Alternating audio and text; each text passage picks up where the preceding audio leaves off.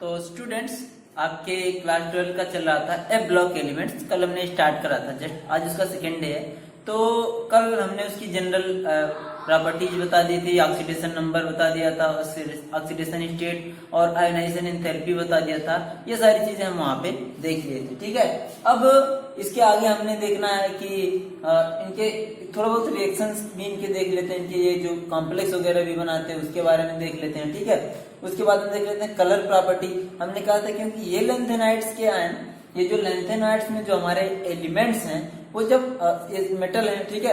अब मेटल क्या है, पॉजिटिव में होने, जब ये पॉजिटिव ऑक्सीडेशन स्टेट में होता है तो फिर ये कलर शो करता है। फिर वही कलर, कैसा कलर होता है सबका डिफरेंट डिफरेंट, वो हम यहाँ पे देखते हैं। ठीक है, तो अगली बात हम करते हैं कलर। ठीक है, कलर प्रॉपर्टी। ठीक है, कलर प्रॉपर्टीज। ठीक है, ओके, ठीक, कलर प्रॉपर्टीज है। अब इसमें हम कैसे बताएंगे कलर की क्या है किसका नहीं।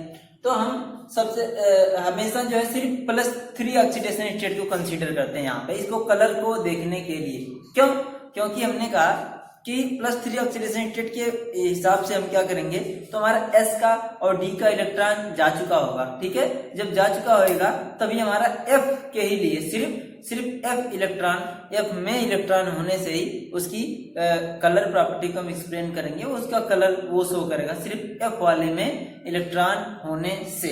ठीक है, F सबसेल में इलेक्ट्रॉन होने से वो कलर शो करेगा। तो देखेंगे कि किसमें कितना इलेक्ट्रॉन है, उस हिसाब से हमारे पास क्या होना चाहिए, उसका कलर होना चाहिए। ठीक है, तो कलर के लिए हम कह सकते हैं कि the lanthanides are silvery white but many are trivalent ion।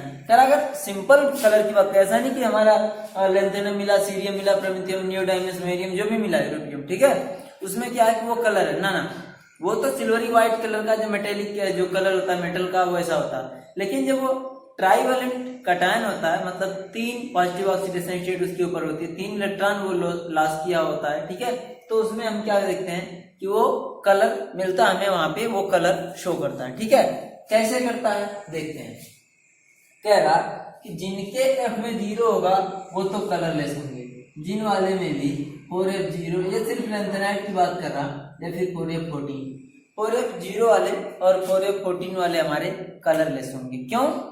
कि यहाँ पे भी हमने कहा कलर कोई तब होता है जब उनके इलेक्ट्रॉन, उसमें अवेलेबल स्पेस हो इलेक्ट्रॉनिक ट्रांजिशन के लिए। इलेक्ट्रॉनिक ट्रांजिशन का मतलब इलेक्ट्रॉन का एक्साइटेशन, मतलब उन्हें एनर्जी पाके लो एनर्जी लेवल से हाई एनर्जी लेवल में पहुंच जाएं, उसे ही हम क्या कहेंगे, हम क्या कहेंगे कि इलेक्ट्रॉनिक ट्रांजिशन, और उसे ही एक्साइटेशन कहेंगे। और उसी के कारण हमारे पास क्या होता है, कलर ऑब्टेन होता है किसी का भी। ठीक है, तो जिनमें कोई इलेक्ट्रॉन ही नहीं F का है तो वो कहाँ ट्रांजिशन करेगा, कहाँ एक्साइटेशन होगा उसका। जिसके 14 है उसमें कोई अवेलेबल स्पेस नहीं है कि हमारे यहाँ से वहां कूद के जाए, उसमें से ट्रांजिशन हो।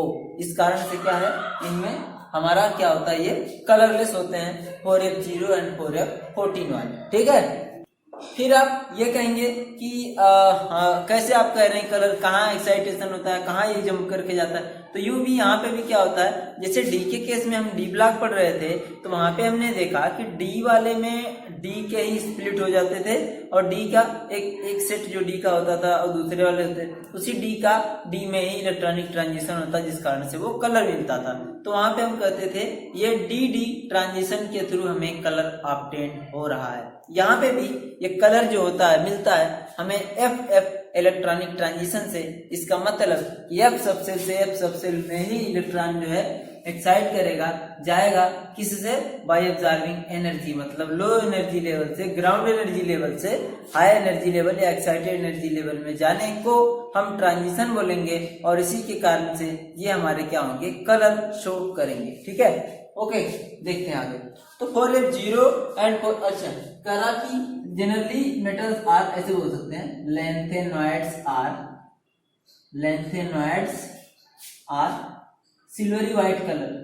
ठीक है, silvery white colour, but it's trivalent cation or tri positive cation क्यों बोल सकते हैं, ठीक है, इट्स ट्राईवैलेंट कटायन बोल सकते हैं, या फिर क्या कर सकते हैं, ट्राई पॉजिटिव आयन, ठीक है, सही, इट्स ट्राईवैलेंट आयंस, आयन मतलब कटायन भी लिख सकते हो, आर कलर्ड, है ना, it's trivalent ions are colored which is due to FF transition in the visible range of light, due to FF transition in the visible range of light, ठीक है, due to FF transition in the visible range। और आपको पता है ना, जो हमारे जो भी चीज हमको दिखाई दे रही है इसका मतलब हम विजिबल लाइट के रेंज में हैं, और जब हमें दिखाई देना नहीं हो जाएगी इसका मतलब वो हमारे लिए विजिबल नहीं है ना। उसके पहले क्या होती है, आकाश में गामा, अल्ट्रावायलेट, यूवी अल्ट्रावायलेट, उसके बाद विजिबल होता है ना, उसके बाद IR, उसके बाद माइक्रोवेव, रेडियो वेव, इस तरह से जो हमारा विजिबल का रेंज होता है उसके पहले कुछ भी हो, ठीक है, सिर्फ जो हमारे विजिबल का रेंज है उसी के रेंज में अगर फ्रीक्वेंसी या लाइट है उसी में हमने क्या होना है, हर चीज दिखना है, नहीं तो हमारे पास दिखने का कोई ऑप्शन नहीं होता, ठीक, सही, due to FF transition. Okay, अब FF ट्रांजिशन का मतलब कि हमारे F से F में इलेक्ट्रॉन होने चाहिए, इसके लिए आपके F सब सेल में इलेक्ट्रॉन्स, कुछ इलेक्ट्रॉन्स का होना भी जरूरी है और कुछ खाली ऑर्बिटल्स का भी जरूरी है, क्या, क्योंकि हमारा इलेक्ट्रॉन क्या बोलते हैं, एक्साइट होके, ठीक है, हमारा क्या हो, वहां पर जाए, एक्साइट हो, ताकि हमें क्या हो, कलर ऑब्टेन हो, ठीक है, सही। अच्छा, तो हमने कह दिया 4F0 प्रोटीन वाले नहीं होते, तो कुछ वाले होते हैं, और 4F0 प्रोटीन का केस मतलब लैंथेनम +3 और ल्यूटीशियम +3, लैंथेनम +3 की बात करें और ल्यूटीशियम +2 की बात करें, ठीक है, एंड ल्यूटीशियम क्या होंगे, कितने प्लस की बात करें, अगर हम 3 प्लस की बात कर रहे हैं ना सबकी, ये क्या हमारे पास कलरलेस, ठीक, अच्छा, अब कह रहा है प्रोमेथियम एंड थुलियम, ठीक है ना, इसके केस में क्या है, 4F0 हो जाता है, ठीक है, और इसके केस में 4F क्या होता है, 14 हो जाता है। उसके अलावा हमारे पास क्या है, कह रहा है थुलियम और प्रोमेथियम, ठीक है, promethium and thulium, promethium and टियम, इसके केस में 4F2 होता है, इसके केस में 4F12 होता है, और ये लोग क्या होते हैं हमारे पास, ग्रीन कलर के होते हैं, ठीक है, प्रोमेथियम में 2 और 4F में ये हमारे पास 14, थोलियम में ये है हमारे पास क्या होते हैं, जनरली ग्रीन कलर के होते हैं, बोथ क्या हैं, बोथ ग्रीन कलर,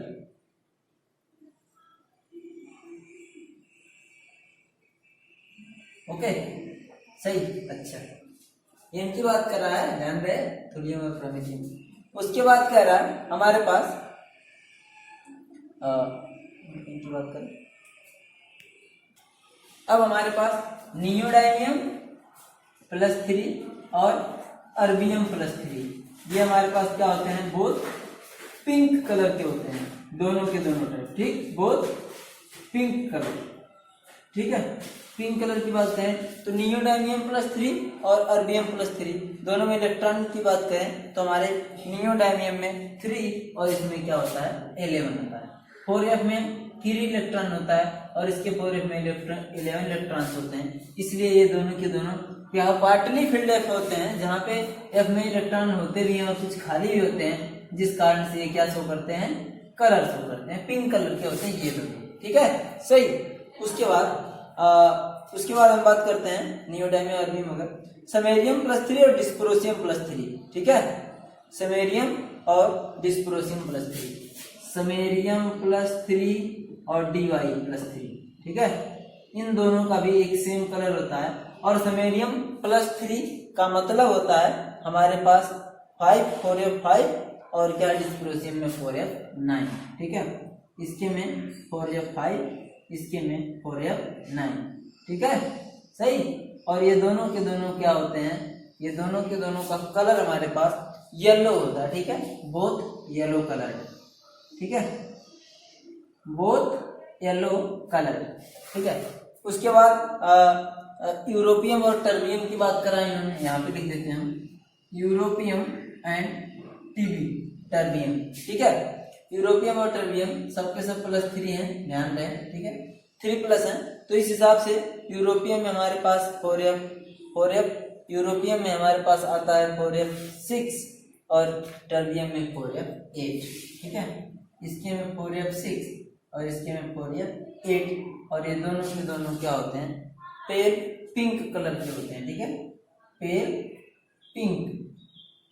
ठीक है, लाइट पिंक कह सकते हैं इसे यहाँ तक। ठीक है, या येलोइश पिंक कह सकते हैं। सही, पेल पिंक कलर के ये होते हैं दोनों के दोनों। तो आपने ये देखा कि ये ट्राइवेलेंट, जनरली जो हमारा एलिमेंट है उसका कलर नहीं होता। एलिमेंट तो मेटेलिक होने के नाते सिल्वरी व्हाइट कलर का है, लेकिन जो उसका ट्राइवेलेंट कटायन है, अच्छा सर ट्राइवेलेंट ही क्यों लिया आपने? वो इसलिए कि आपने पता है कि ट्राइवेलेंट होने पे है उसके ज्यादा स्टेबिलिटी के चांसेस हैं। क्यों? क्योंकि ट्राइवेलेंट होने से हमारे एस में एस का भी इलेक्ट्रॉन जाएगा और हमारे जो NS होगा और N-1D का भी इलेक्ट्रॉन जाएगा, सिर्फ N-2F का बचेगा, उसका वो देख लेगा। ठीक, सही। इस तरह से आपके कलर की बात हुई। सही है।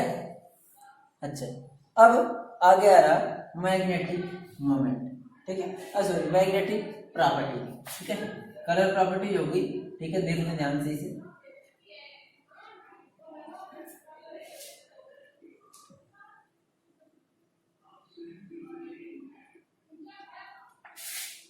सही, आगे आते हैं मैग्नेटिक प्रॉपर्टीज की बात करते हैं। ठीक है, आगे मैग्नेटिक प्रॉपर्टीज।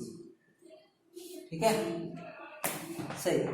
मैं कह रहा कि जो में हमारे यहाँ पे भी सेम केसेस है, जिनमें पेयर के पेयर इलेक्ट्रॉन होते हैं वो डायमैग्नेटिक, जिनमें एक भी अनपेड इलेक्ट्रॉन मिला वो थोड़ा कम से कम थोड़ा बहुत डायामैग्नेटिक बिहेवियर रखता है। क्योंकि आपको पता है कि मैग्नेटिक बिहेवियर किस बात पे डिपेंड करता है, उसमें अवेलेबल अनपेयर्ड इलेक्ट्रॉन्स पर। और अगर सारे के सारे इलेक्ट्रॉन पेयर हैं तो हमारा डायमैग्नेटिक, और थोड़ा भी एक भी अनपेड मिल गया तो वो हमारे पास क्या होता है, पैरामैग्नेटिक होता है। तो यहाँ पे अलग अलग ऑक्सीडेशन के हिसाब से, अलग अलग ऑक्सीडेशन स्टेट के हिसाब से हमारे पास कलर ऑब्टेन होता है। ठीक है, ये इनका मैग्नेटिक मूवमेंट भी हम अलग अलग देख सकते हैं कि आप +1 पे देख रहे हैं, +2 पे देख रहे हैं, +6 पे देख रहे हैं। जितना आता उतना हमने इसका मैग्नेटिक मूवमेंट देख लेना।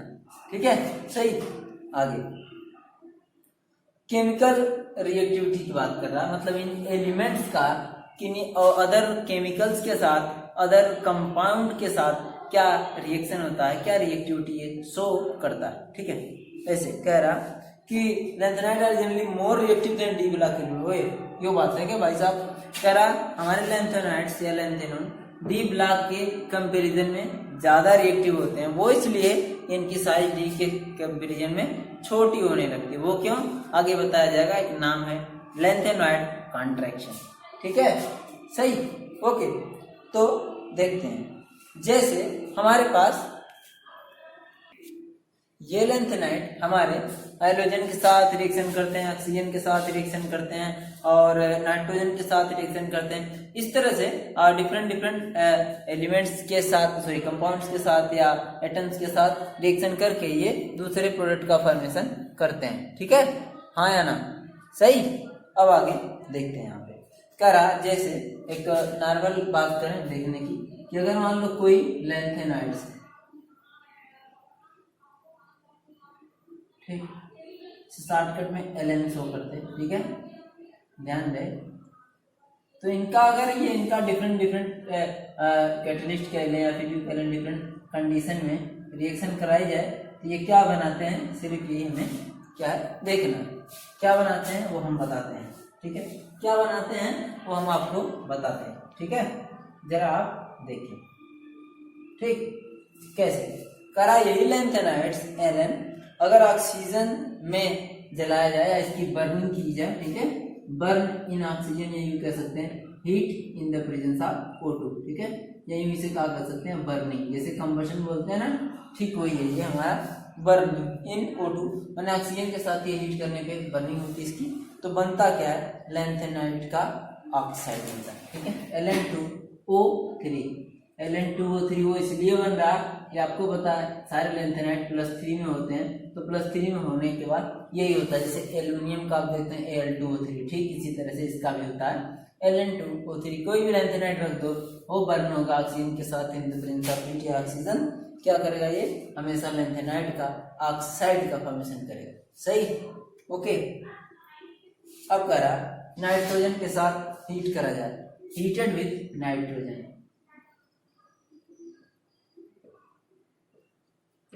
ठीक। नाइट्रोजन के साथ रिएक्शन कराने पे नाइट्राइड का फॉर्मेशन करते हैं LnN। वो क्यों, ये आपको पता है Ln2O3 ऊपर क्यों बना, नीचे LnN क्यों बना, लैंथेनाइड के साथ नाइट्रोजन के साथ, वो इसलिए यहाँ पे लैंथेनाइड आपको पता है +3 ऑक्सीडेशन स्टेट रखता है। तो अब अगर ऑक्सीजन के साथ तो रिएक्शन करना चाहिए, ऑक्सीजन की +2 है, तो डायरेक्ट 1 2 3 4 ऐसे कंबाइन करके वो नहीं हो पाएगा, इनको भी घटना बढ़ना पड़ता है, वो हमारा यहाँ पे देखा गया। ठीक है, सही। अच्छा, बाकी की बात कर रहा, बाकी अगर हाइड्रोजन्स के साथ रिएक्शन करें तो ट्राई हैलाइड्स बनाते हैं। ठीक है, हाइड्रोजन्स की बात करें, ये ट्राई हैलाइड का फॉर्मेशन करते हैं। ठीक है, ट्राई हैलाइड का फॉर्मेशन करते हैं। उसके बाद अब कार्बन के साथ हीट करें तो कार्बाइड बनाता है, हॉट वाटर के साथ रिएक्शन करें तो हमारे पास लैंथेनम हाइड्रोक्साइड बन जाता है। ठीक है, ठीक। हॉट वाटर के साथ रिएक्शन कराते हैं तो क्या है हमारे पास LnOH बनता है, लैंथेनाइड का हाइड्रोक्साइड बनता है। ठीक है, और इनटू क्या है H2। ठीक है, इनटू क्या है हमारे पास H2। ठीक है, प्लस इनटू क्या है, प्लस हमारे पास क्या है H2। ठीक है, और तीसरी बात करें अगर, ठीक है, तीसरी बात करा अगर एसिड के साथ रिएक्शन कराएं, ठीक है, या सल्फर के साथ रिएक्शन कराएं तो सीधे सीधे वहां से H2 गैस लिबरेट होती है। ठीक है, सही है। सल्फर के साथ रिएक्शन कराएं तो Ln2S3, यहाँ सल्फर के साथ हीट कराएं क्या बनेगा Ln2S3। ठीक है, ये हमारे लैंथेनाइड के प्रॉपर्टीज है, जनरल रिएक्शंस हैं, क्या किनके साथ रिएक्शन करने पे क्या बना सकता है। ठीक है, अभी हम आगे इन लैंथेनाइड के कंपाउंड्स की सॉल्युबिलिटी देखते हैं, हमारी कैसी है, वाटर के साथ सॉल्युबल है या किनके साथ सॉल्युबल है, ये सारी चीजें हम यहाँ पे देखते हैं। ठीक है, ओके। जैसे तो फिर अगली चीज हम देखते हैं सॉल्युबिलिटी ऑफ कंपाउंड्स। ठीक, सॉल्युबिलिटी ऑफ कंपाउंड्स हम देख लेते हैं यहाँ पे कैसे है हमारी, क्या है, इसको फिर आगे देखते हैं। ठीक, ओके।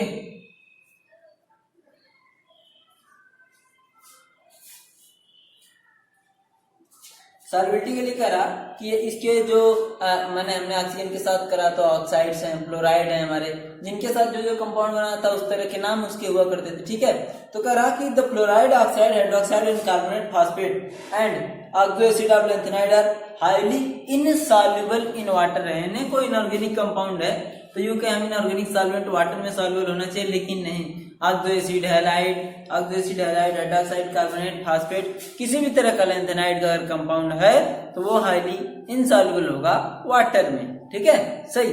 अच्छा करा, लेकिन ये हमारे पास chloride, nitrate, acetate, perchlorate and salt of element, however lanthanide, sulphate unlike sulphate of group 2 are insoluble in water. करा बाकी क्या है हमारे, कुछ सल्फेट और कुछ सल्फेट की बात कर रहा या फिर फास्फेट की बात कर रहा, ये सारे थोड़े बहुत सॉल्युबल हैं वाटर में। ठीक है, सही। अगली बात, अब मेनली क्या है, इसके हाइड्रोक्साइड की बात करें तो all lanthanide form LnOH thrice type of hydroxide. ठीक है, form LnOH thrice type of hydroxide.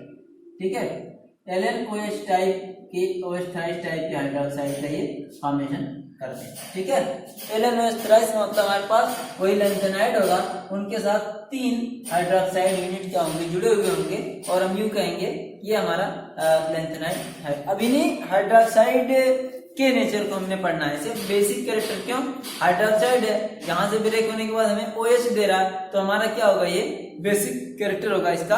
तो वही बेसिसिटी हम यहाँ पे पूरा एक पीरियड वाइज कंसीडर करेंगे कि किसमें कितना है ना। जैसे हम लेंथेनाइट की बात करेंगे तो हमारे पास क्या है, लेंथेनम से लेके क्या होंगे हमारे ल्यूटीशियम तक जाएगा, ठीक है सही। तो अब लेंथेनम से लेके ल्यूटीशियम तक के सबके सब ऐसे हाइड्रोक्साइड बनाएंगे। अब इन्हीं सबका बेसिक नेचर कैसा है, बेसिक स्ट्रेंथ कितनी है, कितने बेस से कौन स्ट्रांग है कौन वीक है, उसको जरा सा देख लेते हैं, ठीक है सही।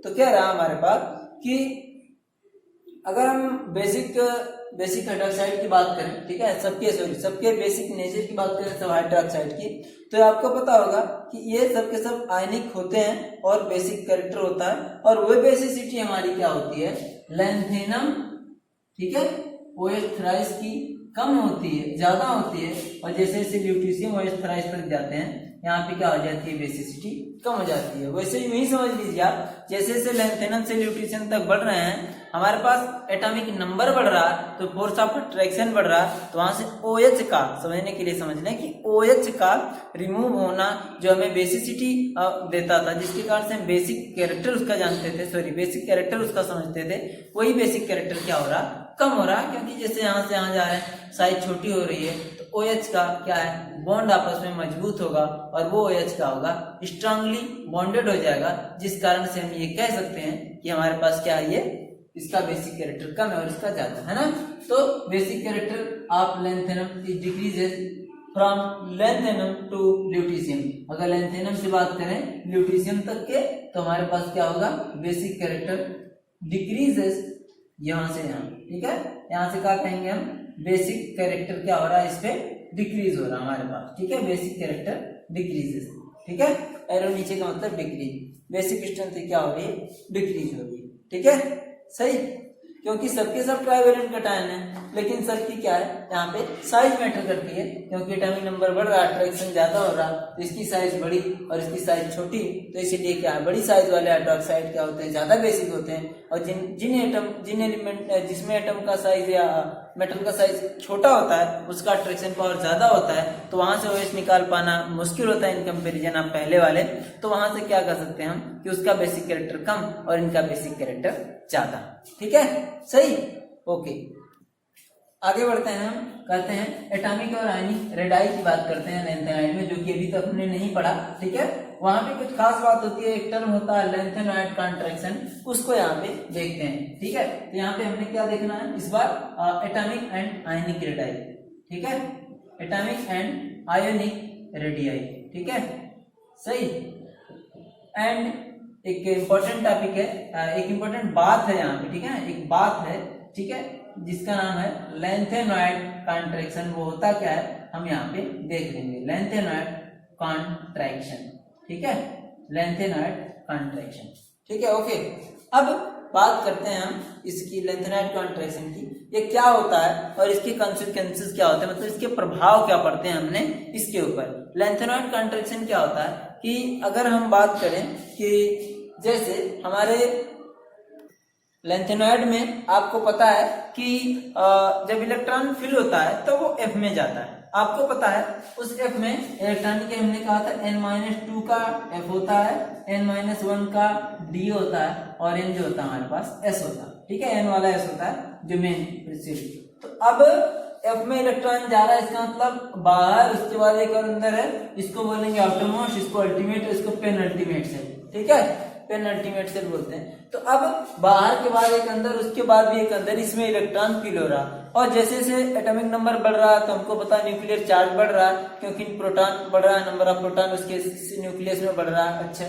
तो अब इस कारण से अट्रैक्शन ज्यादा हो रहा है, बड़ी अच्छी बात है, अट्रैक्शन ज्यादा हो रहा है, लेकिन हम जितना सोचते हैं ना उससे बहुत ही ज्यादा और इनकी साइज क्या होने लगती है, छोटी होने लगती है। ऐसा क्यों है वो देखते हैं। क्यों?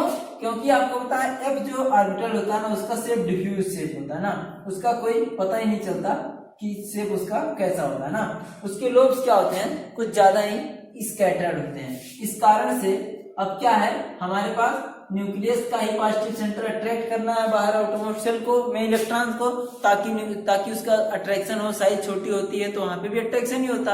अब F में इलेक्ट्रॉन भरे जा रहा है, बाहर वाले इलेक्ट्रॉन, बाहर में इलेक्ट्रॉन है, D में भी है, S में भी है।